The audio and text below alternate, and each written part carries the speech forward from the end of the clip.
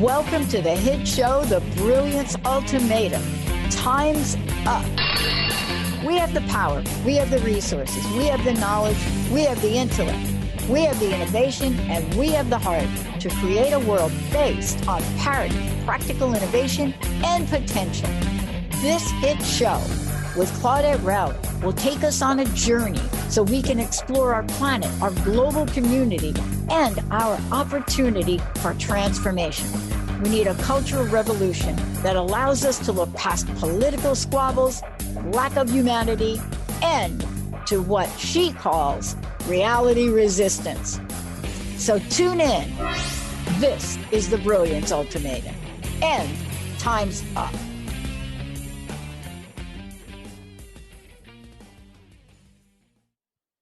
Hi, everybody. This is Claudette Rowley, and you are listening to the Brilliance Ultimatum, Time's Up, on Transformation Talk Radio.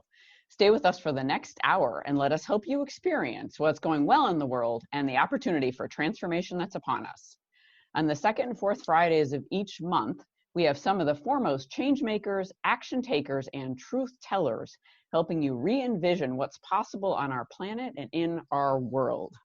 I'm really excited about today's guest, Yann Toutant, who is the CEO of Econocom, a digital services company in the Netherlands. And he and I are going to be talking about the power of remote work and wanderlust and what happens when we start prioritizing experiences over possessions. So Yann is also the president of the French Chamber of Commerce in the Netherlands, and he is a strong believer in what he calls location independence movement. And he and I will talk more about that. He believes that the associated focus on experiences versus possessions presents a new opportunity in corporations. From his own experience, he sees three CEOs dealing with three major challenges: shifting business models, integrating startup mentality into company culture, and attracting the Y generation. So we are going to have a great interview. And Yann loves to integrate this way of working in the projects he takes on to integrate innovative solutions and improve employee experience. So welcome, Yann. Welcome, and are you sure 1 hour is enough, Claudette? Oh my goodness. Well, maybe we'll book a second show. Excellent. Happy you're here. So do I. Yeah, so I've been looking forward to our conversation, right? Because you talk about a lot of things that I think have many of us, open our minds a little more, right? And start to think differently. So tell us a little bit more about this whole concept of prioritizing experiences over possessions. So what have you learned through that process? The experiences are something that we all want to have. And if you look at Airbnb, for example, Airbnb is offering not a place to sleep anymore. They are offering an experience. If you go on the platform, they say, have an experience in Amsterdam, have an experience in Milano, whatsoever. So the idea of experience is something that is very, I would say, demanded by the market at the moment. And I think this is really what the next generation is asking. Instead of owning and being the owner of a lot of goods that provide a very little amount of experience, the new generation, the upcoming I would say people that are 20 years old today are looking for the opportunity to experience without having the burden of the possession. And I give you concrete examples like, for example, Netflix. It's very obvious now to use Netflix, but if you look back like 5 years ago, I was still going to the DVD shop in the evening to rent a DVD. And I had a DVD player to run this DVD. And I had a TV to run this whole movie. So it was a complete different experience than today. I log into Netflix from any device and I just watch my series. It's only 5 years ago. And it's a very good example of being the owner of a DVD player, of a TV, and having to rent a DVD or to buy a DVD versus the experience we have today on Netflix. Well, this you can apply to everything you do in life. You can apply to every possession you have. And this is where the experience kicks in. And I can take some examples like your washing machine, your car, your bicycle, your Sonos sound system, your anything you have around you that you own is being offered into a service model, into an experience model. This is something that is really more and more obvious on the market and for the new generation. And personally, I've decided to organize my life this way, and I've decided to downsize my life. Because like a lot of people in my position, especially being a CEO, I have the opportunity to make good money. And what do I do with this money? Like everyone, I pile up goods.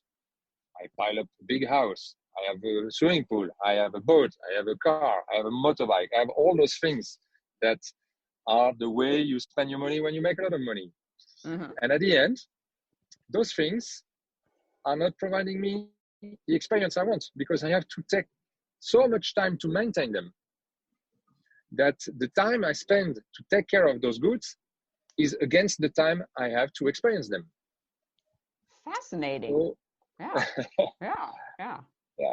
So what changes? So you said you're downsizing, right? You're making changes. What's an example of a change that you've made? Well, I've decided to sell this big house and to live in a small apartment in a city center, mm-hmm. Which I call it my hotel room. Your hotel room. That's, so this is a place where I sleep, and this is a place where I do not even eat anymore. I have a very simple kitchen, but very basic. And for example, I decided not to have a coffee machine. I love coffee, but I decided no coffee machine. No, if you want a coffee, you walk down the building, you walk down the street, and you have a coffee at the coffee corner. You will have an experience instead of just a coffee. Mm-hmm. Mm-hmm. And so on and so on. So I've decided to stop with my car. I use public transport. I use car sharing. I use a bicycle. I use everything you can imagine to move. But I've decided not to be the owner of my car because the burden of having a car was higher than the experience I have from it. And again, the list is quite long, but I invite everyone who is listening to this podcast to think, okay, how much time did I spend this last year to do things that are completely unuseful or that are dedicated to the experience that I don't have? So when people shift to focusing more on the experience, what changes for them? Headspace. Got it. Headspace. It creates a huge amount of headspace to focus on the inner journey, the experience you live, and on the enrichment you get from the inside and not from the outside. So it shifts. So it sounds like this is a huge paradigm shift, isn't it? It is. It is. It is. And so I'm curious, what led you on this particular journey of focusing on experience? Yeah, this is some frustrations. I had piled up some frustrations of not realizing it, but of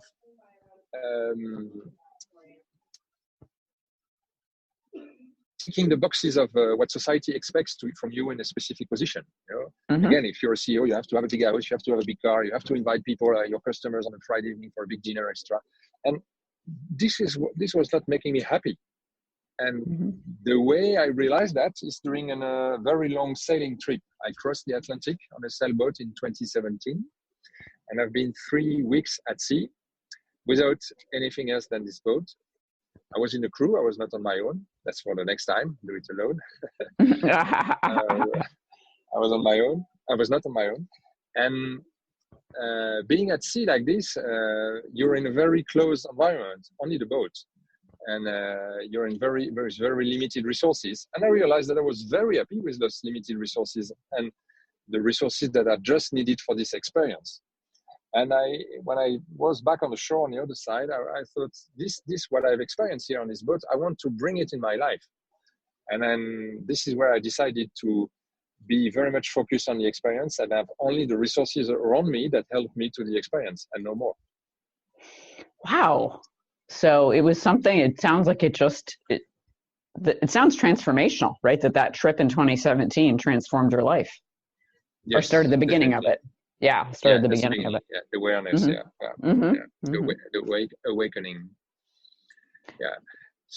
if anybody can do it, I advise to take distance from your life and try to be very, very light in what you bring with you. Go for a trip with only hand luggage for a month, for example, and see how you experience it. Just try. You can always come back, but just give a try. Be very, very light. I always travel myself hand luggage now. I never register a suitcase in a plane. And I see those people walking through the airports with those big suitcases, and they have to queue and to wait for the suitcase on the luggage belt. And I'm like, why? Why? Just to have 4 pairs of trousers where you will only wear one anyway. So it's another example, when traveling, travel light. That's also a way to get used to this focus on the experience and not on the position.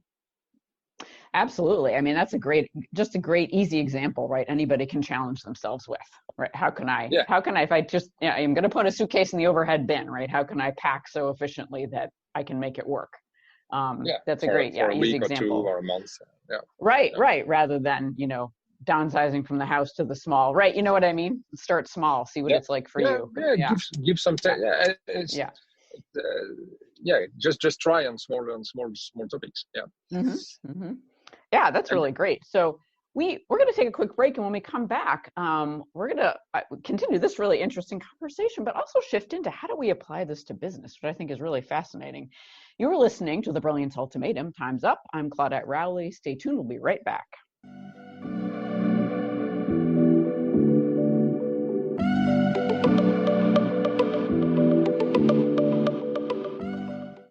Tune in to The Jen Royster Show, intuitive guidance to inspire your life, each Thursday at 8 a.m. Pacific and 11 a.m. Eastern on TransformationTalkRadio.com. This amazing show is an inspirational hour that will take you on an epic metaphysical journey to discover the spiritual approach to life's greatest challenges. Dr. Jen is an internationally known intuitive counselor, spiritual teacher, and energy healer. Call in for intuitive readings and visit JenRoyster.com for more information. Do you sometimes feel overwhelmed by your mind? Powerless when it seems to spin in worry circles or bombard you with self-critical thoughts? Do you want to learn how to master your mind and feel more in control of your life? Listen to Dr. Friedman's Empowerment Radio. Shift from confusion to clarity, self-doubt to confidence, and from anxiety to peace and balance. Dr. Friedman and his many guest experts share the insights and tools you want to live with greater ease, joy, and purpose. Tune in to Empowerment Radio every first and third Thursday at 9 a.m. Pacific Time. On the cutting edge of the new mainstream, Christine Upchurch is passionate about bringing together science, psychology, and spirituality in a way that can be applied to our everyday lives for true transformation. The Christine Upchurch Show, stellar conversations to illuminate your journey, engages some of the most outstanding visionaries on the planet in lively dialogue to inspire you to become that bright light you're meant to be. Join Christine every Friday at 11 a.m. Pacific Time on KKNW, AM 1150, and Transformation Talk Radio.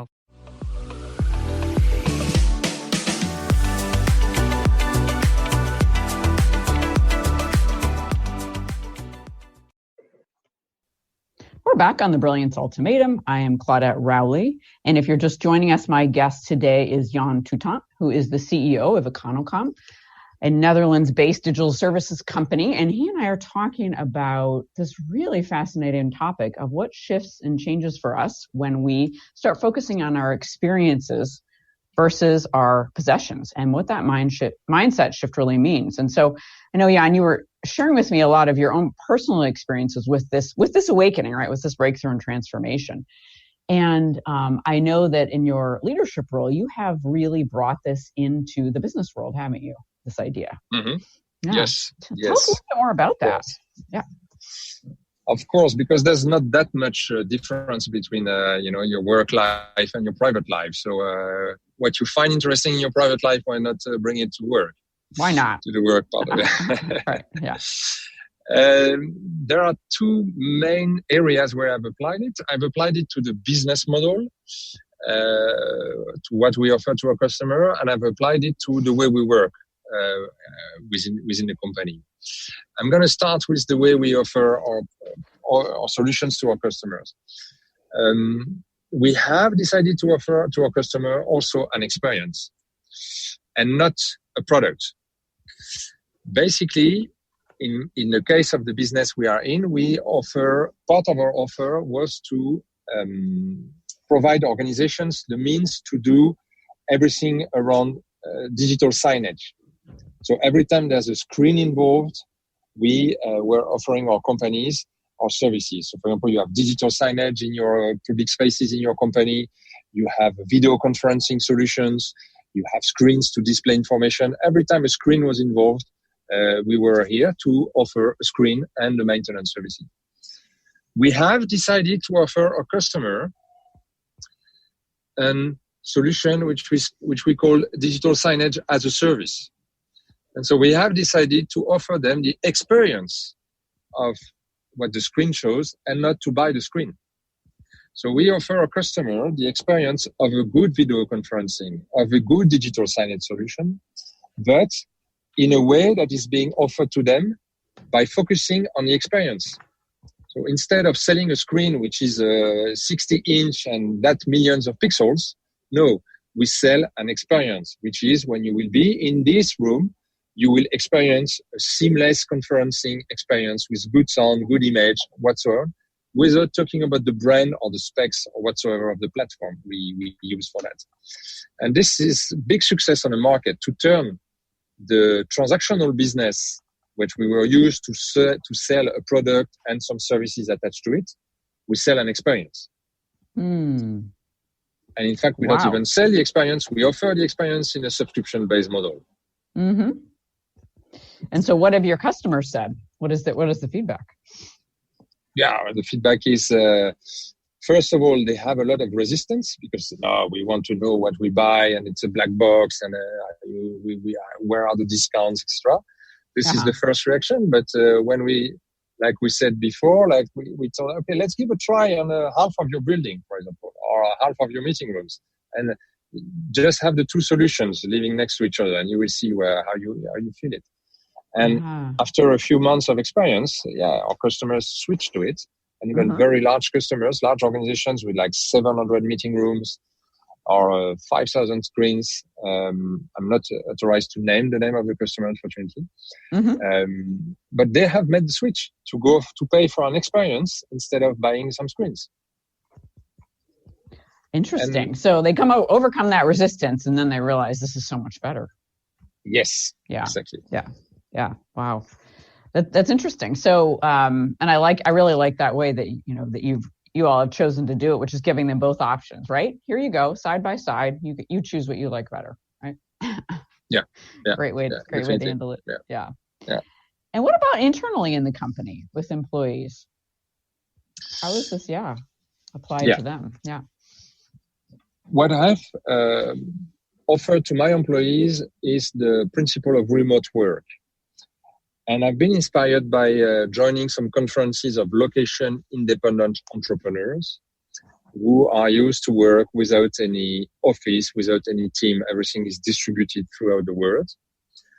And I was back at my office with the buildings, with the people, and I was like, this is stupid. This is stupid to ask everyone to be here in the morning at 8:30 and to drive 1 or 1 hour and a half, or to commute 1 hour and a half, and to commute again 1 hour and a half in the evening.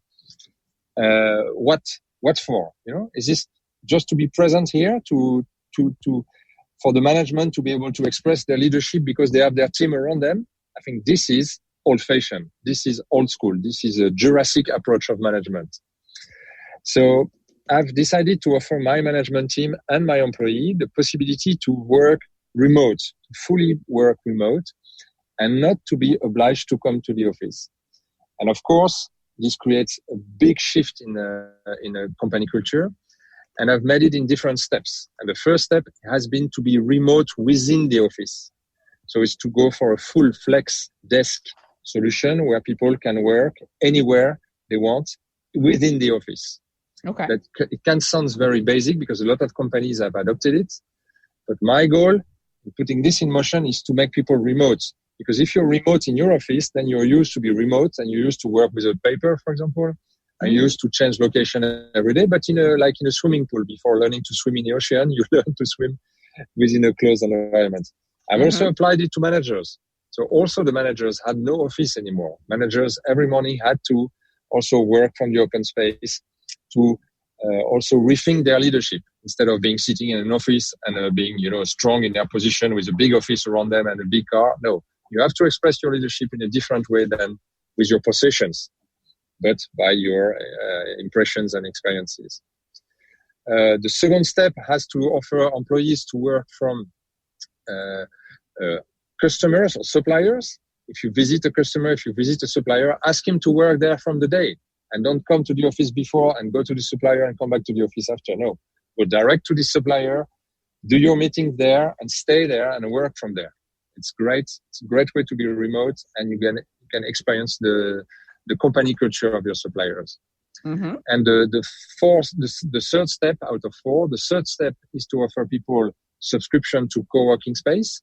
So they can work from a co-working space next to their house, so they don't have to commute. And the last option is to work from their holiday destinations. Go on holidays for a week, stay an extra week and work from there. And then nice. You experience a longer stay on your holiday location, and you experience a completely different environment to trigger your productivity and your creativity. So those are the 4 steps I've implemented in the organization to focus on experiences instead of possessions. Thanks for sharing that. I really like this, and I'm impressed with how you really have given people options to experience a small phase of it, right? Like work remotely within the office, right? You no longer have your own particular desk, right? So you're going to find a desk and be there. Yes. And I know some companies that will just flip a switch. They'll say, okay, now we're all remote, right? And there's no transition, right? There's no phasing in of it. And people, of course, freak out and, get really upset and stressed. Well, some people do and some people probably don't, right? But you get that response, right? When change is too quick. And also I'm curious with your managers, right? When you said about rethinking their leadership expression. So instead of, I have my authority because I have my big office with a desk, right? I don't have that anymore. What was the management's response to that?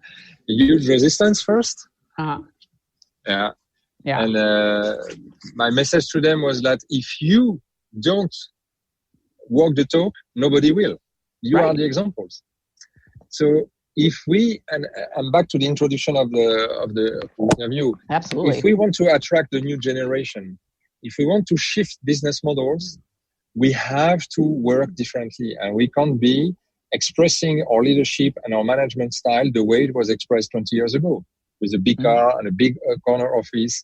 And, you open the door of the office and you shout at your team and you say, you come in my office now. And this is the old way to express the leadership. Mm-hmm. And for sure, the young generation will not accept it. So the leadership expression is much more difficult if you don't have assets, if you don't have ownership, if you don't have belongings to express it. Because those are some signs of leadership. I have a big office, I have a big screen, I have a big car, I have this team around me. It's a way to express your leadership. It's a lot of signs for a leader. But if you take this all out, what's left? And that's the very interesting part. What's left? That's the core of leadership that's left. Yeah. It's the essence of leadership. That's the core. And it becomes very interesting to see which leader can make this step. It's fascinating, right? So the core of leadership, right, who you authentically are as a leader. And I would imagine too, like how the level of skill and self-awareness you bring into your leadership when all the trappings, so to speak, are gone from around you, right? Yeah. The car in the office. Yeah. Mm-hmm. And did most of your managers make the transition? No, not all of them. Some of them did not recognize themselves in this way of working, and that's fine for me. I mean, it's you absolutely. Have to be at ease with the company culture. Mm-hmm. But this is what I want to implement, and then it's time to make some decisions when you are not aligned on the way to work. As it's the life of a company, no worries with that. Mm-hmm. Absolutely. And so, how has the company culture changed? Interesting enough, a significant drop of email. Mm-hmm. And I can measure the traffic, and a significant drop of the traffic of emails, because people have found a way to interact together that is more efficient, since nobody is locked in an office anymore. Mm-hmm. You see each other very much easy if you are at the office, and if you're not, well, you move forward. You know, if I will give you another example. If you're at the office and you're stuck with a point, something you have to do in your work, and you're stuck, you don't know how to move forward.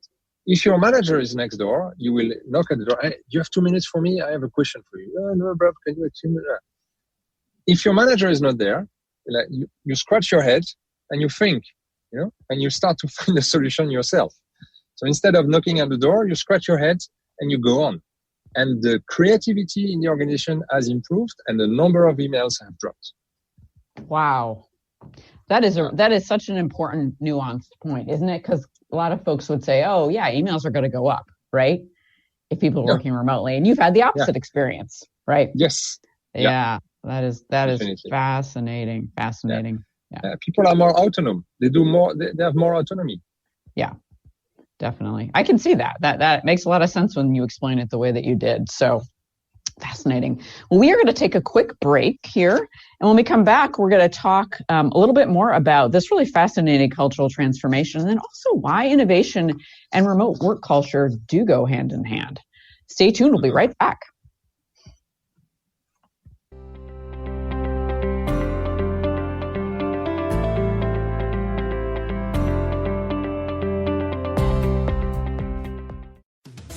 Your buzz for life buzzed off? Feeling ignored, invisible, and wondering if this is really all there is? The years go by faster as we gain momentum. You're halfway there. Are you gathering speed or puttering out? Hit your stride for the liberating half of life. Comfortable in your skin? You can do better than that. Tune in to Discovering You Again Radio every fourth Wednesday at 11 a.m. Pacific, as host Susan Axelrod encourages listeners to decide what they want, get inspired to action, and face challenges head-on. Host Susan Axelrod pulls no punches, encouraging you to grab the brass ring and soar. For more information about Susan, go to www.whatwillyourlegacybe.com.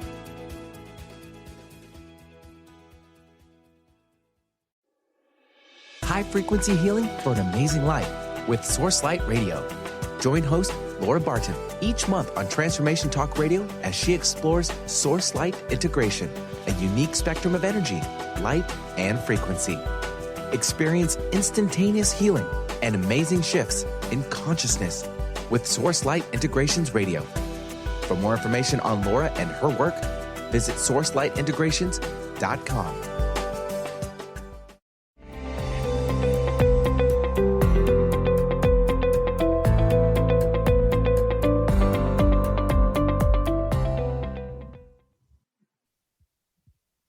We're back on the Brilliance Ultimatum. I am Claudette Rowley here with my guest, Yann Toutant, who is the CEO of Econocom in the Netherlands. So, Yann, before we jump back in here, for folks who are listening and absolutely fascinated by this topic, that we're talking about, this level and this kind of transformation, what's the best way for them to find out more about you, more about your work, your podcast, your speaking, and everything that you put out into the world? I'm very much active on LinkedIn. So that's the easiest way to find me. Yann Toutant, Y-A-N-N. And Toutant is T-O-U-T-A-N-T. And you easily find me on LinkedIn, and you will see all my publications, blogs, podcasts, all the content is there. Very easy to find me, and you can start interacting with the messaging platform of LinkedIn. Perfect. Thank you so much.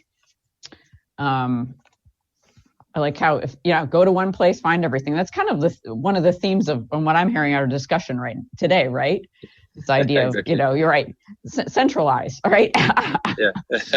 Condensed, right? Yes. Yeah, exactly. So, right before the break, we were talking about how your company culture changed, the drop in email, for those who are just tuning in, increased efficiency from what I'm hearing, right? People will just move forward, right? Because if your manager's not right there and you can't go ask a question right away, you're just going to figure it out. And you mentioned there's more creativity. And so how, I'm fascinated to learn more about how has innovation changed, right? It sounds like folks have gotten more innovative through this transformation. Mm-hmm. Mm-hmm. Well, I will explain it this way. If every morning for 3 years in a row, you're in the same traffic jam, and you park on the same parking spot, and you take the same lift, and you grab the same coffee, and you meet the same colleague with this nice joke that you've heard 100 times, and then you sit at the same place, and you open your mailbox, and you start to work on your emails, I have difficulties to see where creativity kicks in this lifestyle. Mm-hmm. There's no inspiration. It's dry. It's a gray way of doing your work. By the opposite, if every day has a different way of going to your work, if one day you go to the office, the day after you go to a co-working space, the day after you work at a customer and a supplier, and the day after you're back to the office, then every day has a complete new setting, a complete new experience. And when you will be in this co-working space, for example, you will join another community of people that are dedicated to work, but in a complete different setting than your company. So you will be connected to people who work, but completely different. In a co-working space, you will have auto-entrepreneurs, you will have creative people, artistic people, everything. And those people, when you talk to them, they will, for example, show you their best app. I always like when I meet someone in a co-working space, show me the apps you use the most on your phone. I always get very nice apps, very nice insight that I would never have from a colleague from my company. Mm-hmm. If you go to work at a customer or a supplier, you will meet another company culture. And you will be triggered to see, maybe in my company, it's very nice. These things, they don't have it here. And you can bring them this thing. So you're proud of expressing what you have in your company. But you can also notice some ways of working, some tools they use that are very useful to bring back to your company or to yourself. So it's about being inspired by joining another working community. A co-working space community, a supplier community, a customer community, and also being connected to your own community. But if you stay all your life connected to the same working community or 5 years in a row, then it's obvious that your creativity will shrink and will not be triggered. You go into cruise control. You put your work life on a cruise control.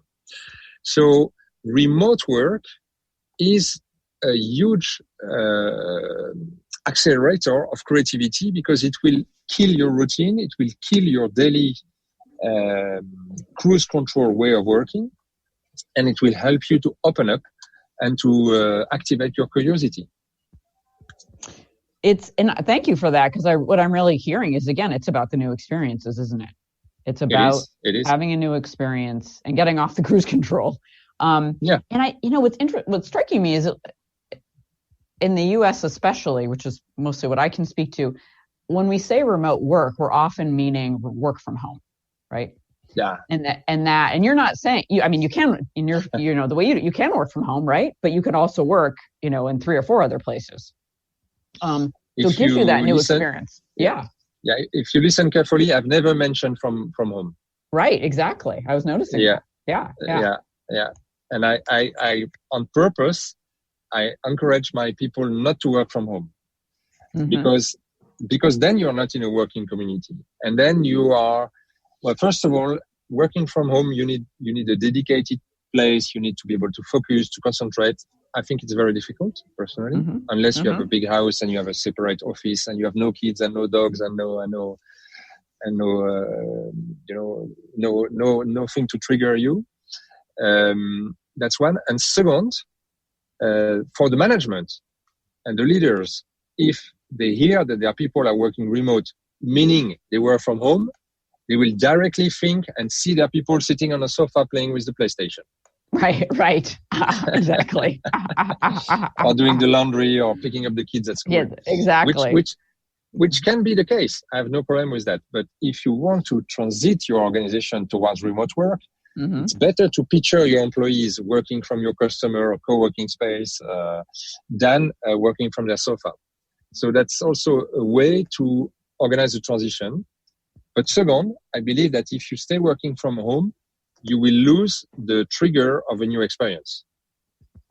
Absolutely. I think you do lose the trigger of a new experience. And you have, I have a home office because I'm a consultant, but I'm spending a lot of my time not in that office, right? So it's a whole different, I'm out having experiences. I'm doing this show, right? So I'm with clients. But if I was sitting literally in my home office every day, 5 days a week, right? It would be awful. And it's not energizing at all. Yeah. It's not. So that's great distinction. The commuting also. The commuting is a killer. If you commute 1 hour a day, 2 hours back and forth, you spend 40 hours commuting at the end of the month. Oh, yeah. And that's a lot of your life, right? It's a lot of your life. You probably didn't really enjoy. Yeah. Who enjoys commuting? Please raise your hand. Right. Unless it's 20 minutes or less, right? Something short. Right. Yeah. Or you can take public transportation, right? Read a book, something like that. But still, right. Imagine if you can get rid of half of your commuting, 20 hours a month. Imagine if you say, instead of commuting, I will do 20 hours of sport or 20 hours of meditation or 20 hours of helping a local community. It's huge, the room you create. Also about creativity and headspace if you don't force people to commute. And so what, as employees, you've talked about what you've seen in terms of employee, the employee transformation, what's coming, less email, more creativity, more innovation, et cetera. What have employees reported? What have they said about this experience? They all say, well, look, Yann, we are losing weight.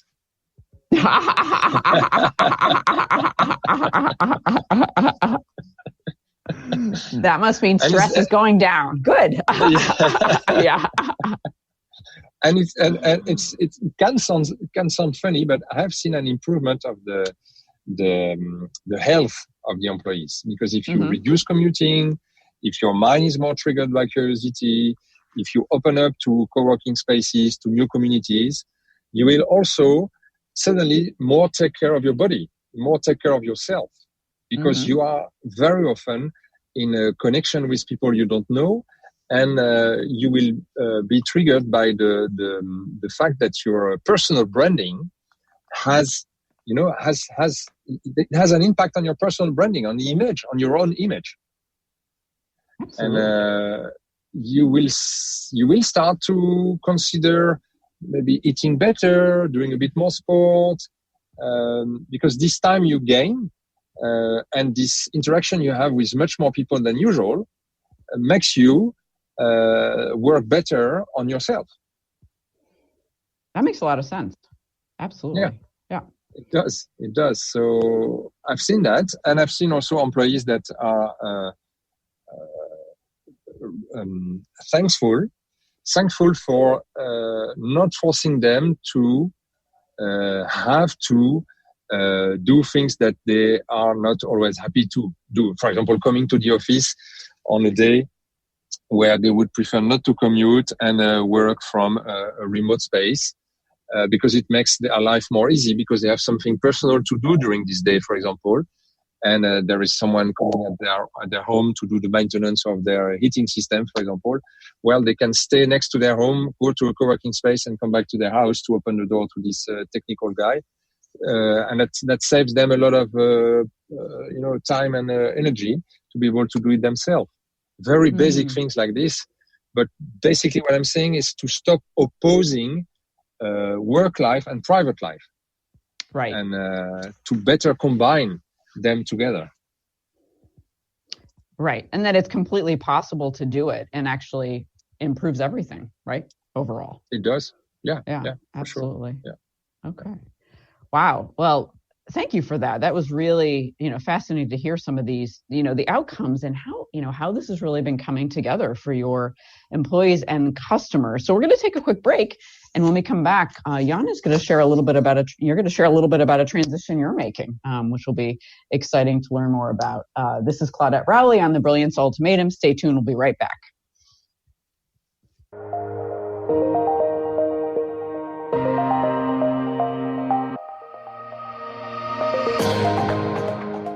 Did you know that all of the shows on the Transformation Radio Network are available as podcasts to stream or download? Really? Check us out. Go to transformationradio.fm. We have business shows, spiritual shows, energy healing shows, and pretty much everything in between. Something for everyone, guaranteed to inspire, educate, and transform. We are transforming the world, one listener at a time. Sometimes being human has its challenges. Our physical health falters, our spirits sag, our dreams don't immediately come to fruition. Welcome to the power of Maximum Medicine Radio. Join me, Doc Martin, in conversations that will blow your mind about healing. In our hit show, Doc Martin addresses the scientific with bridging to the mystical approaches to give you a new narrative about maximum medicine. In this live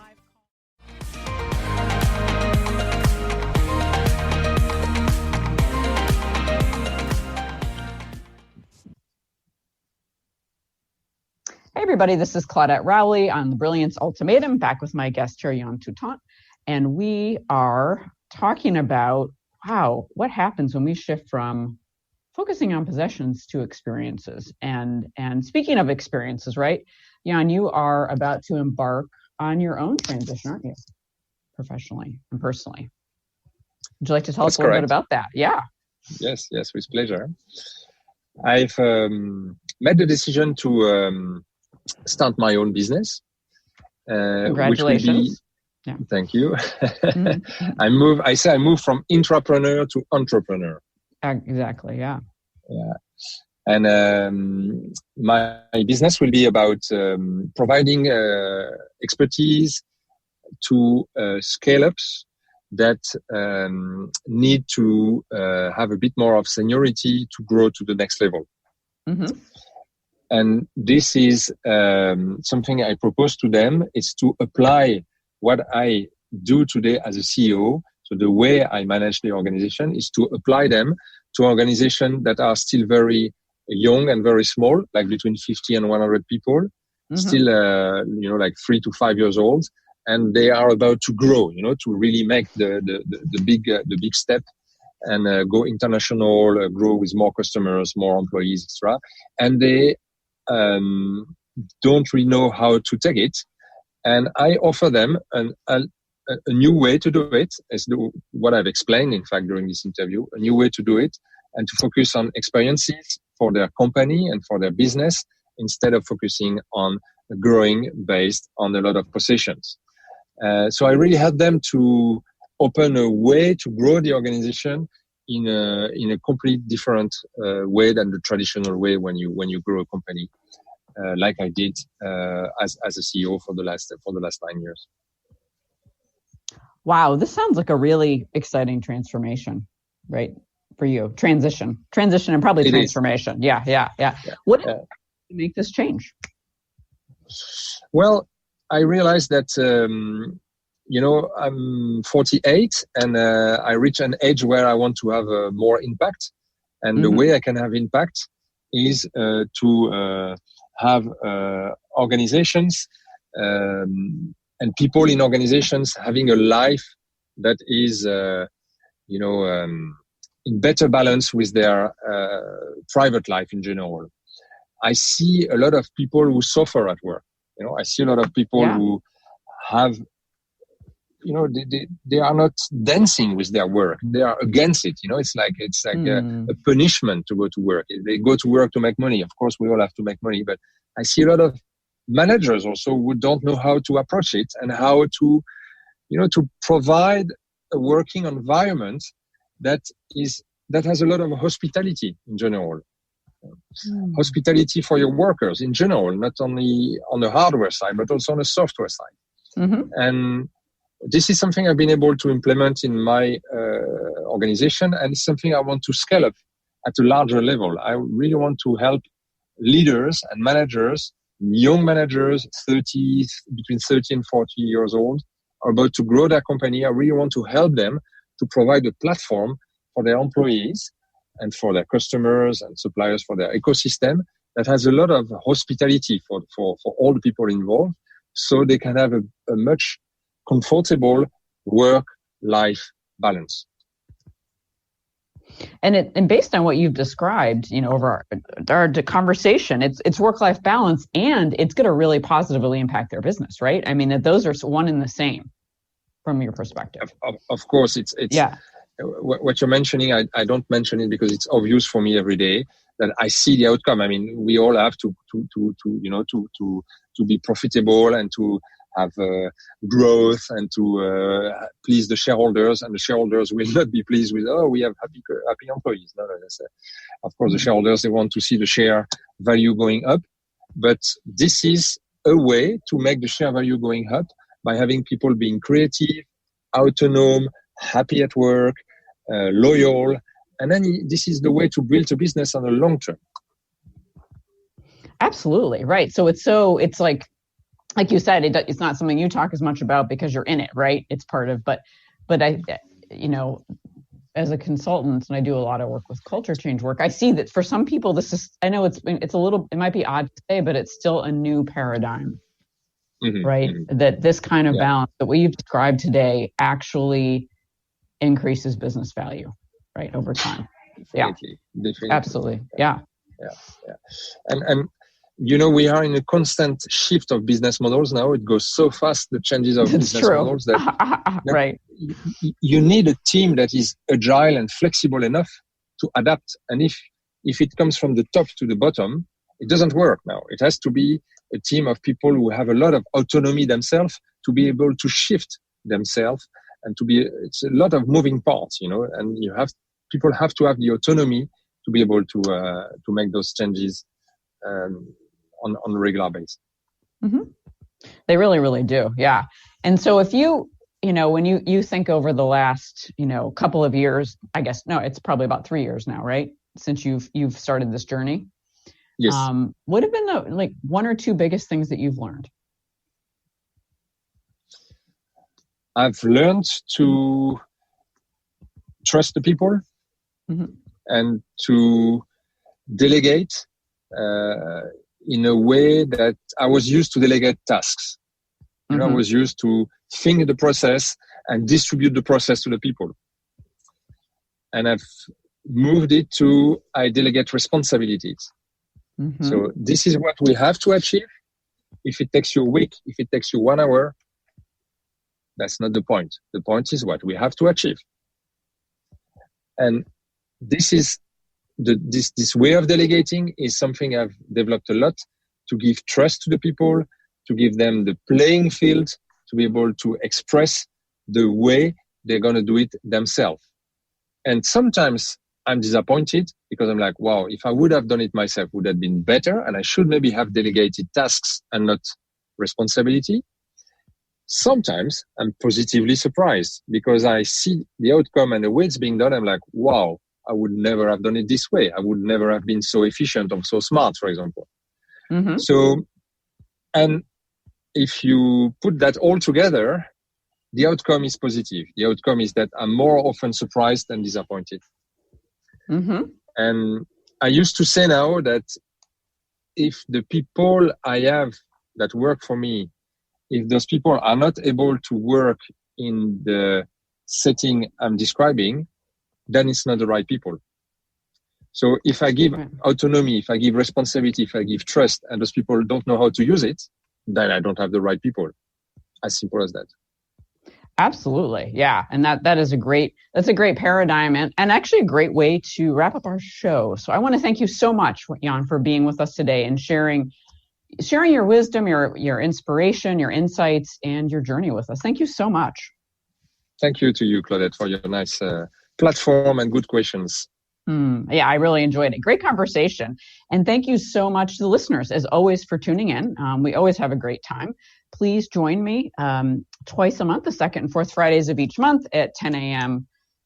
Pacific time, 1 p.m. Eastern. We'll be back here in a couple of weeks. So until then, stay tuned and be brilliant. Thanks so much. Bye-bye. You've been listening to the hit show, The Brilliance Ultimatum Time's Up with Claudette Rowley. Tune in next time on TransformationTalkRadio.com for powerful conversations, practical innovations, and transformative solutions as Claudette and her guests delve into the possibilities and move beyond the mindset of division. Each show, Claudette strikes right at the heart of the matter and looks past political squabbles, lack of humanity, and what she calls reality resistance. We just need the will. For more information about the Brilliance Ultimatum, Time's Up, visit culturalbrilliance.com and join the cultural revolution. See you next time.